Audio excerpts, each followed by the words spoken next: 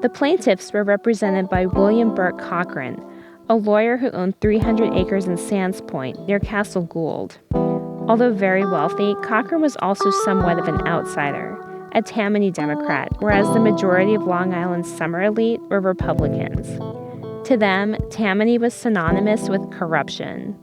Obviously, the estate owners were as corrupt as anyone else. A case in point would be the law that they themselves were currently using to incorporate their summer homes and dodge local taxes.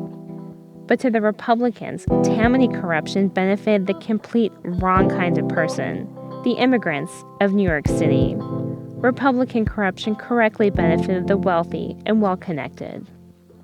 Cockran had immigrated from Ireland at the age of 17. He was a gifted public speaker who won multiple non-consecutive terms in the House of Representatives, where even his Republican colleagues admired his talent and charisma.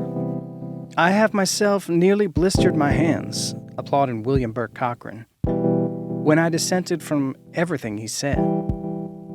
While visiting Paris in 1895, Cockran had an affair with Jenny Churchill, and as a favor, he promised to show her 20-year-old son Winston around New York City.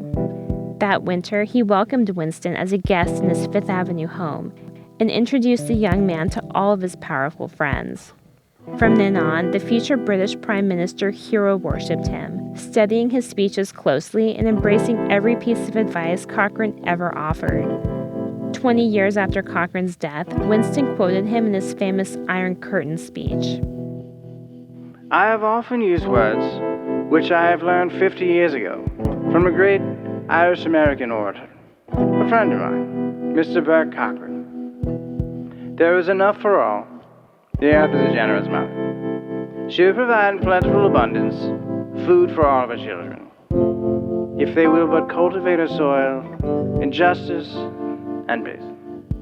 Cockran's opponent was Howard Thayer Kingsbury, resident of Barker's Point and also a very successful attorney. Shortly after graduating from Harvard, Kingsbury translated the popular French play Cyrano de Bergerac into English. For the next 20 years, his version was widely considered the best, praised for its directness of prose and vibration of energy. Legendary actor Richard Mansfield chose it for the play's American debut, and pretty much everyone agreed that he made the right decision. Critics considered The Next Best Attempt by Gertrude Hall Brownell accurate and exquisite, but not sufficiently masculine.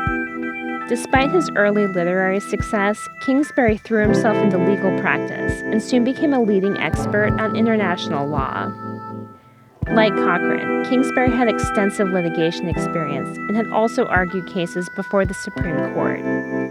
Cockran was basically a celebrity, and although Kingsbury was more obscure to the average person, he was very well known in the legal field. It's a little unusual for two luminaries to battle it out over a small municipal matter, but that was the nature of the peninsula. It was, after all, a summer retreat for well-paid lawyers and the astronomically wealthy people who they worked for.